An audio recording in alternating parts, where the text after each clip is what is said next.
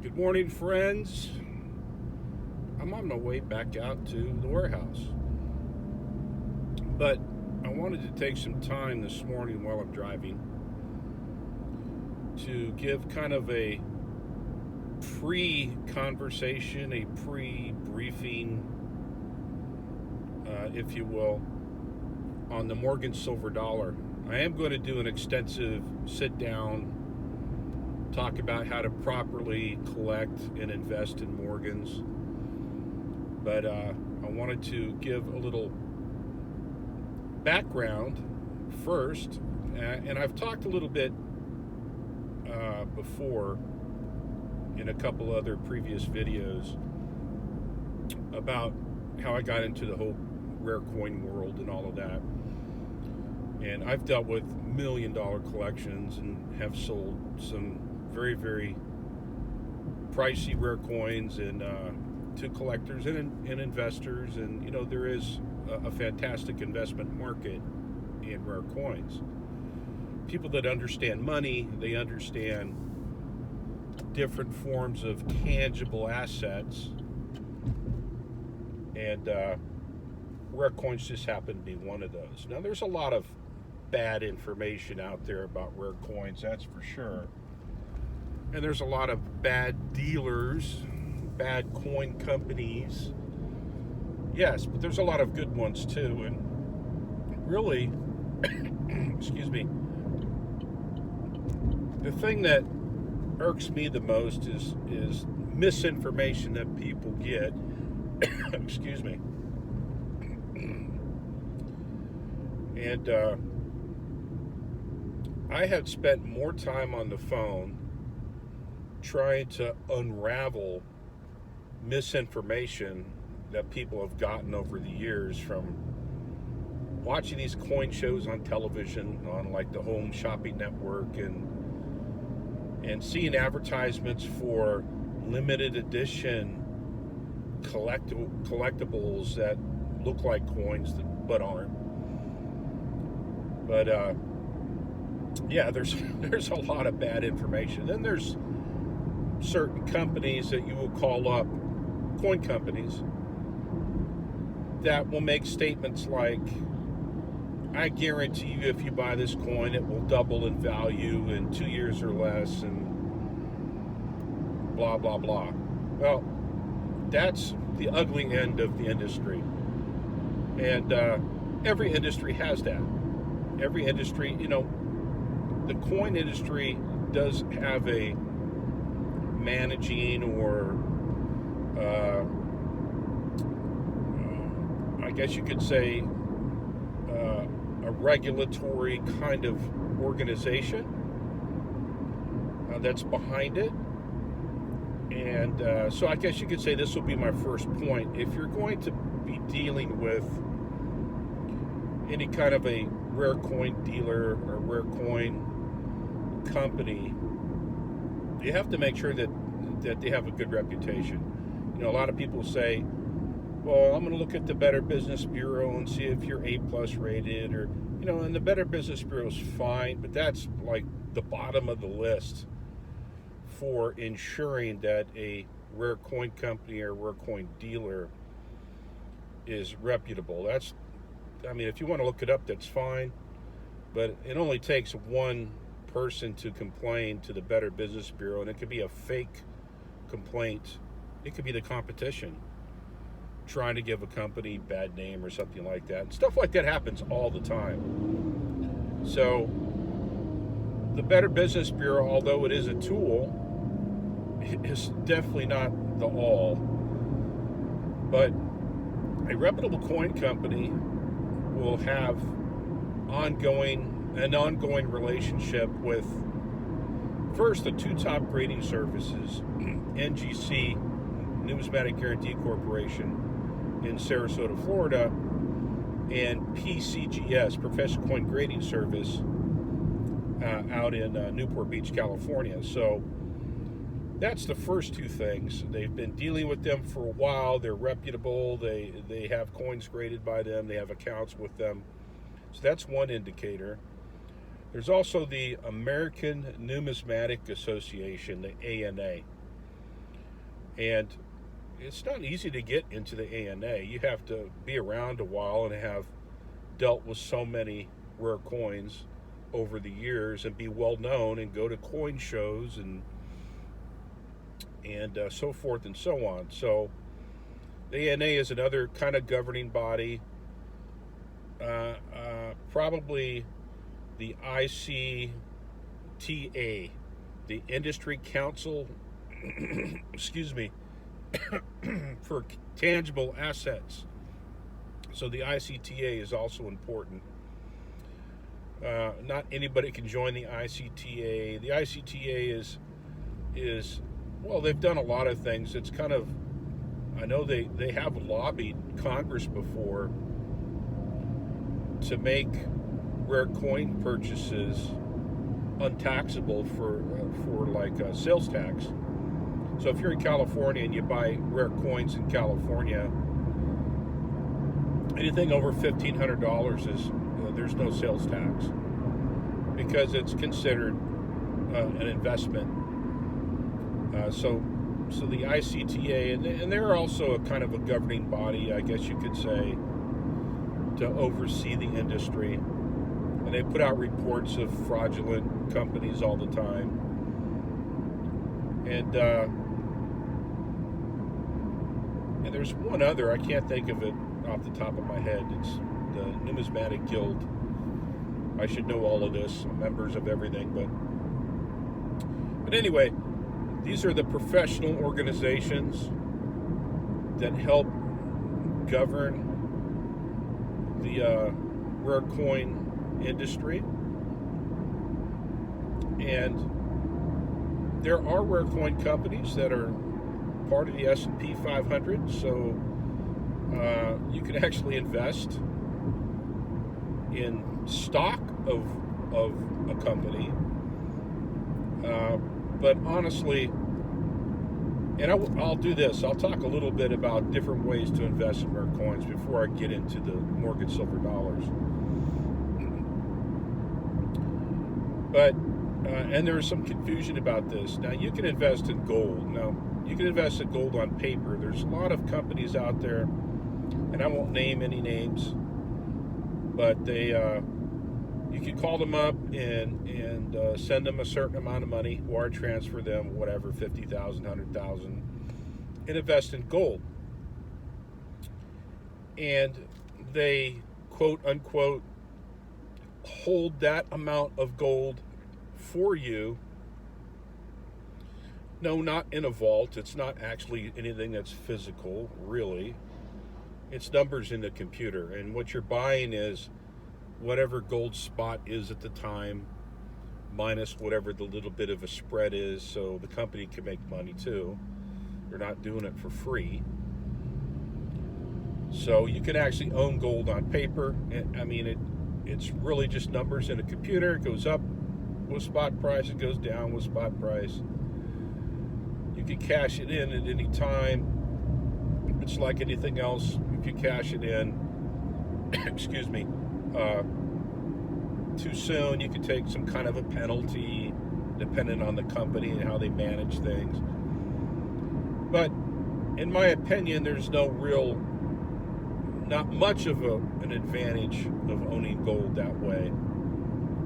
Like I said, that's just my opinion. But yeah, I mean, and there's some people that may want to own gold that way. That's fine, but that I don't see any advantage in it. It's just like buying stock. It's more of a commodity or a tangible asset, but it's not very tangible if you're not holding it in your hand and controlling the actual physical asset yourself, which I think is the most important thing. You can have gold in your IRA. You know, I've been hearing about it, talking about it, reading about it. Some of the companies that I've worked with have that as an option. But to this day, I still cannot figure out what advantages there are of putting gold in an IRA. Still, it's just on paper. It's just numbers in a computer. I want you to think about this. when you take, say, $100,000 physical cash and you put it into your bank account, say you just have some type of big, huge cash transaction, and you walk into your bank and you say, here, go ahead, deposit this. Of course, it's over $10,000, and there's got to be paperwork and to make sure it's not some kind of funky money laundering scheme. But anyway, so you put cash in the bank. Now, do you think that bank takes that physical cash, sticks it in their vault, and it sits there and it's yours, and maybe it collects 1% interest or something, and it doesn't go anyplace? No. The bank actually takes that money and they use it.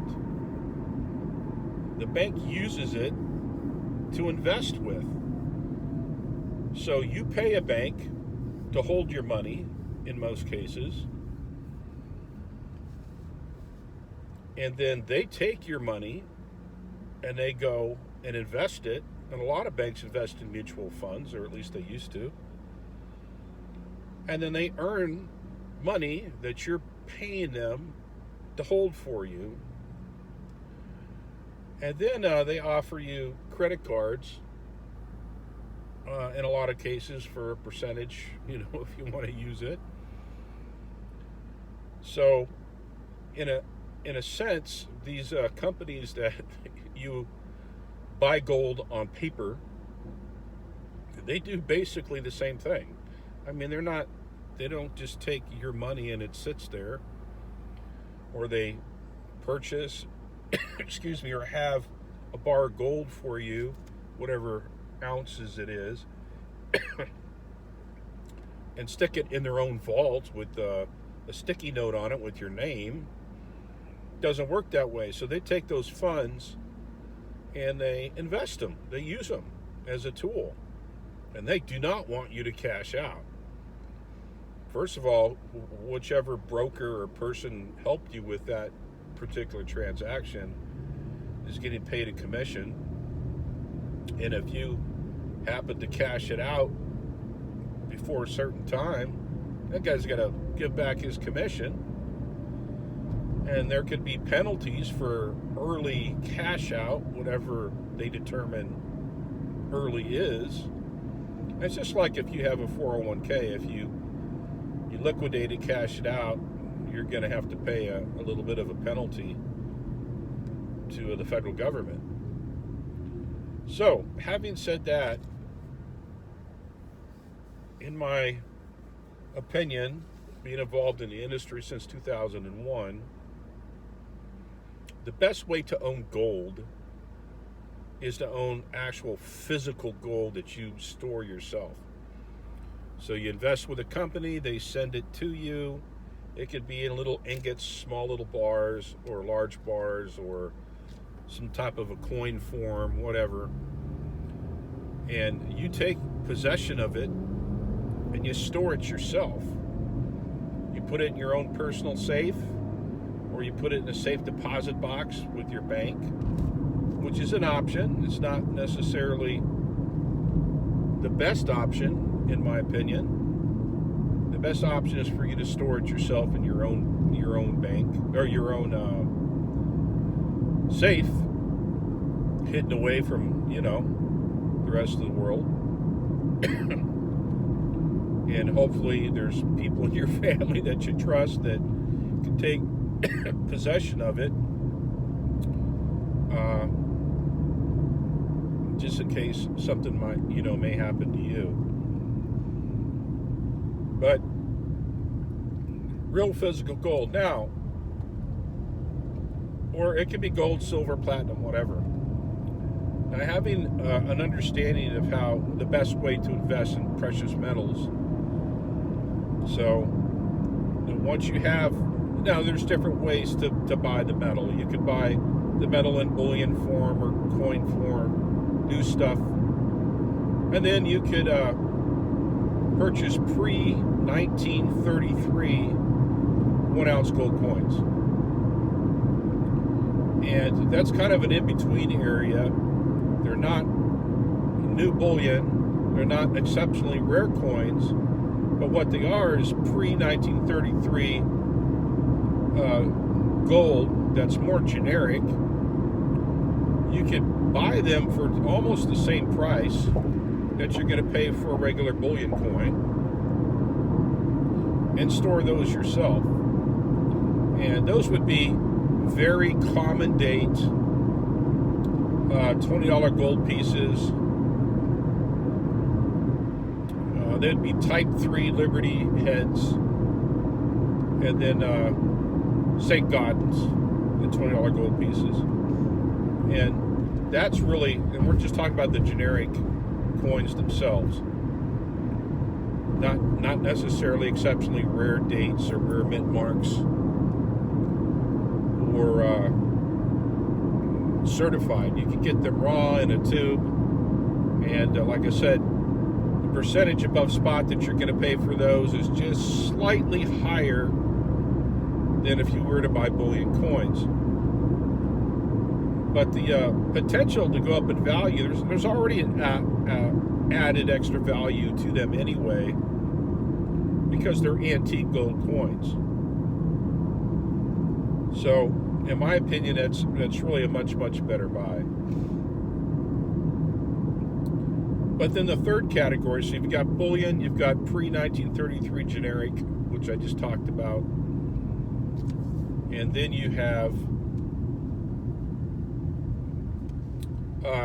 numismatic valued coins, so coins that have their value based on the rarity and the condition, which is what I've talked about a lot in other videos. But to get back to the Morgan, so that's kind of a down and dirty, very short explanation of the proper way to invest in coins, or gold and silver or platinum, whatever. But category 1 being bullion, not a good option in my opinion. Category 2 being pre-1933 generic, which is a much better option. And then category 3, there's actually 4 categories, and I'll talk about the 4th category here in a moment. But category 3 being pre-1933 gold and silver certified coins in in decent high condition, where the value is based on the rarity and the condition, not necessarily the amount of metal that's in the coin itself. There is a 4th category, and I talked about it a little bit before, and that's bullion coins that have been certified in mid-state or proof 69, 70, that has a very low mintage figure. And that's all right, but that's kind of a weird area, and we'll talk about that more in another video. But okay, to get back to the Morgan silver dollar. Morgan silver dollar is a way for you to invest in pre-1933 silver. And the reason I picked the Morgan, 1, I know a lot about them. 2, there are Morgan silver dollars that you can buy for $50 that are decent investments, and there are Morgan silver dollars that sell for hundreds of thousands. And you can collect Morgans your whole life and not have an example of every date, every mint mark, every VAM or variation on the die. So collecting or putting together a good Morgan silver dollar collection is really could be endless.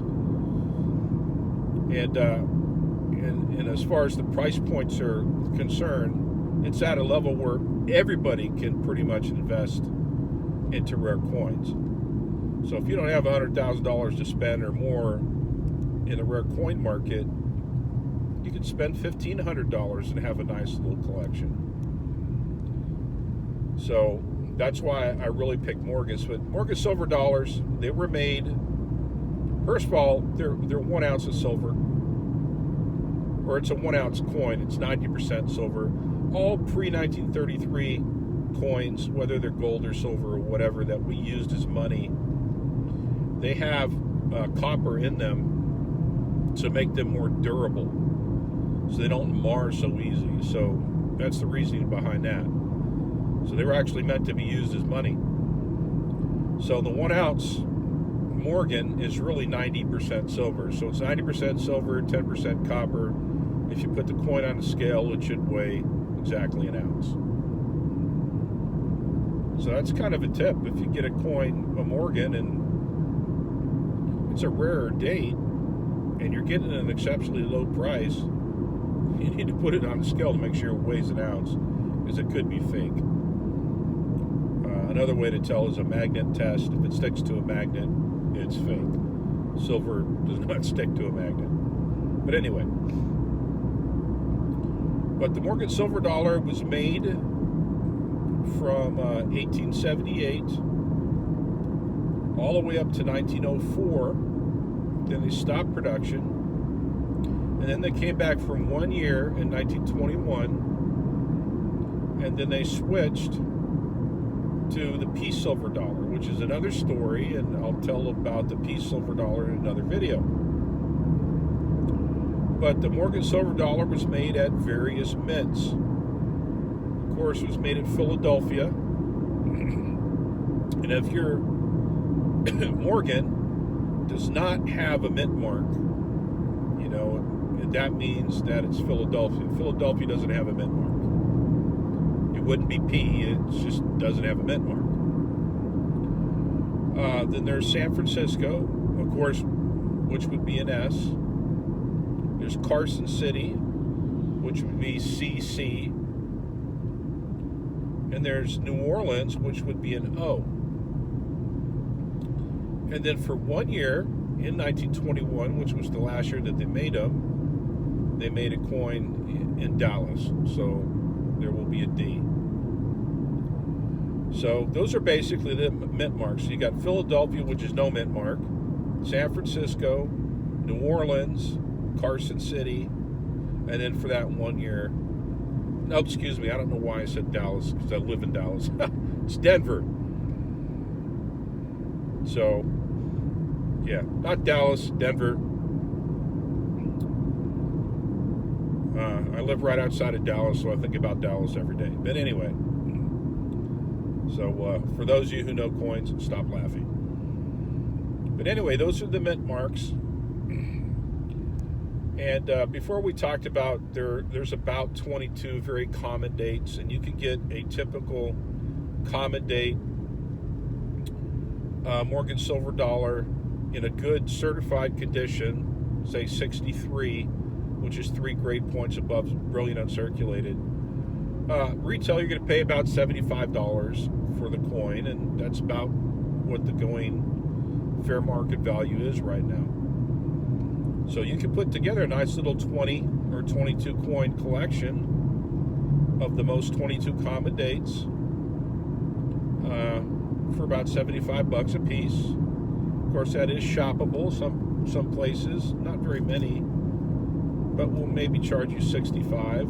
Some companies do a 20+1 where you get 20 different dates of mint marks and you get the 21st coin thrown in for free. So there's lots of different ways to do that. I've sold 20 coin sets quite a few times over the years. In fact, I just got done selling one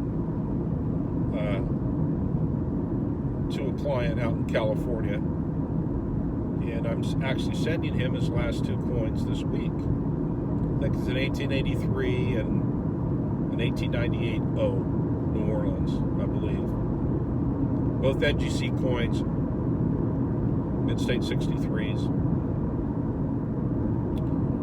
Now, of course, the higher the condition, the better. Really, most people will think, or will say, well, 64s or 65s for common dates is kind of the level that you want to shoot for investment purposes. But really, if you're just putting together a nice little collection, 63 condition's fine if you're trying to stay at a certain price point. Of course, if you go up a grade from 63 to 64, then the price of the coin obviously will go up.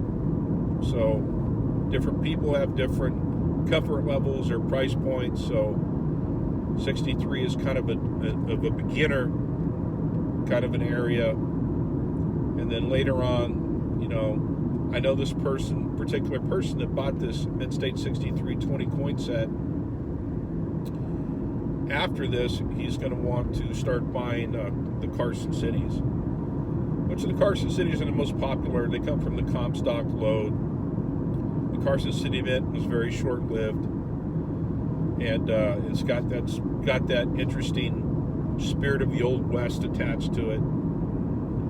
So Carson Cities are pretty popular, and there's books out about just the Carson City coins. But anyway, I want to wrap this up. Hopefully I didn't bore you or ramble too much. Remember, subscribe, give me a thumbs up or a thumbs down, leave some comments. If you want to see more videos like this, or leave some comments about what you want to hear about. And in the next video on coins, I'm going to break down the Morgan silver dollars in more detail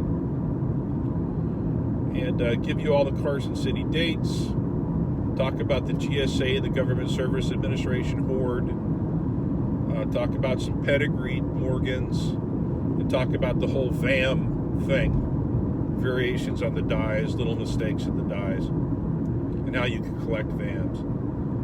But till next time,